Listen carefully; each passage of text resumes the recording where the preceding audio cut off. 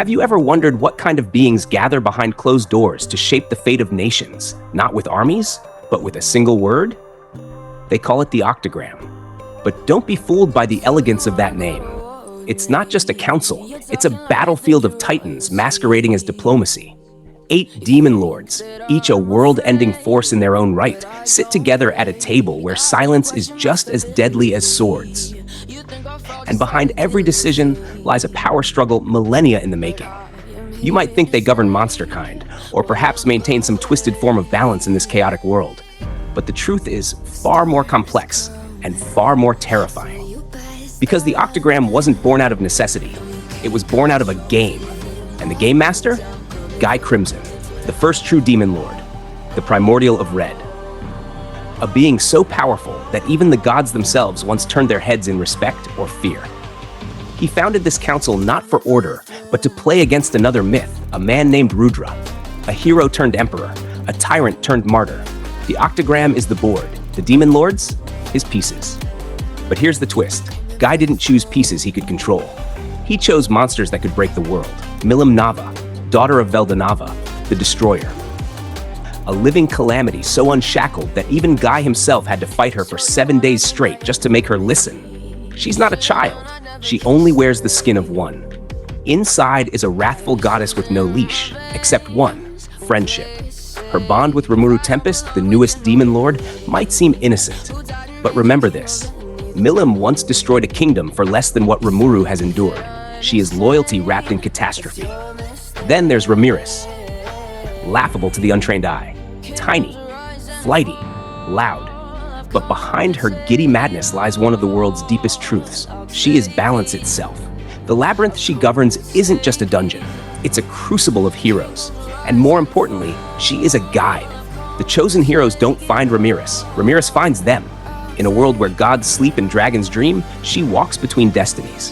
Her corrupted form, a result of absorbing Milim's rampage and daemon energy. She's not weak. She's sacrificed more than any of them to keep the world from falling apart. These 3 formed the original council, the ancient demon lords. But as time passed, the seats grew. So did the stakes. After the last great Tenma War, the number was capped at 10. 10 great demon lords. A name whispered in fear, shaped more by human rumor than actual law. But that title, like most things in this world, was a relic of a different age. Then came a moment of change. A new face at the table. A being who wasn't born into power, but devoured it, rewrote it, became something the world had never seen. Rimuru Tempest. He didn't come to rename history, but when the dust settled and Clayman fell, when the balance shifted and the number stood at 8, it was he who spoke the name. Octagram. 8. Chosen. Sovereigns. But what makes this council so haunting isn't their power, it's the rules they follow. Walpurgis. A gathering of demon lords, the name given by fearful humans who mistook politics for omens. But behind its doors, the truth is revealed. Power doesn't rule this world. Respect does. To call a Walpurgis, you need 3 demon lords.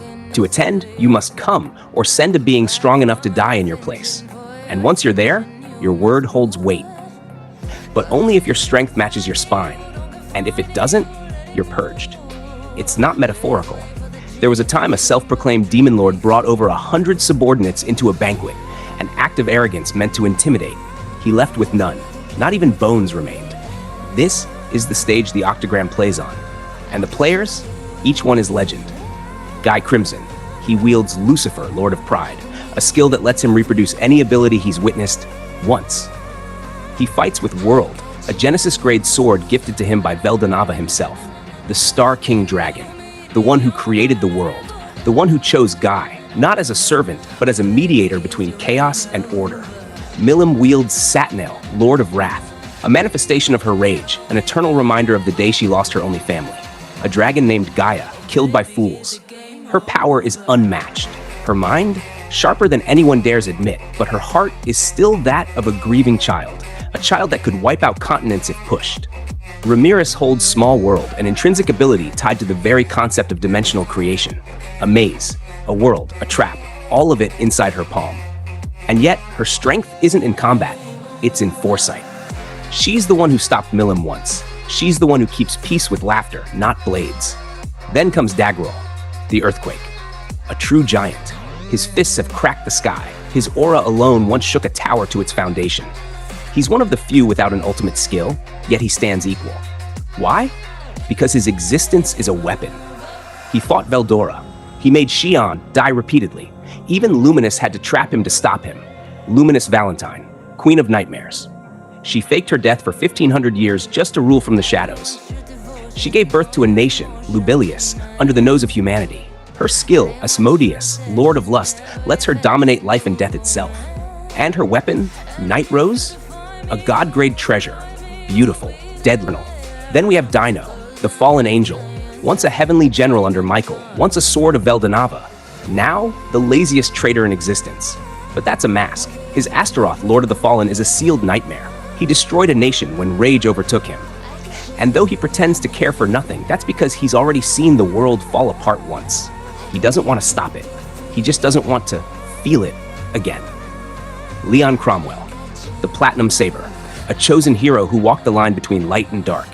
He held Metatron, Lord of Purity, now evolved into Surya, Lord of Brilliance. A man of pride, yes, but also vision. He understands the cost of power. And lastly, Rimuru Tempest, the Void, the Chaos Creator, the one who wasn't supposed to be, a slime turned god. Rimuru doesn't just possess power, he consumes it. His ultimate skill, Azathoth, God of the Void, unifies Ciel, his sentient partner, with all the wisdom of Raphael and the gluttony of Beelzebub. He holds Veldora and Velgrin's essence, he warps dimensions, and yet he leads with empathy. He doesn't want war. But if it comes, he ends it. The game isn't over. The Great Tenma War looms. Velzard betrayed them.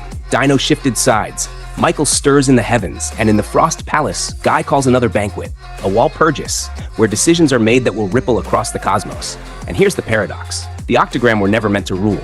They were born to fight, to destroy, to end. But now, they're the last hope for balance in a world spiraling into divine war. So next time you hear the name Demon Lord, don't just picture chaos. Picture history, tragedy, sacrifice.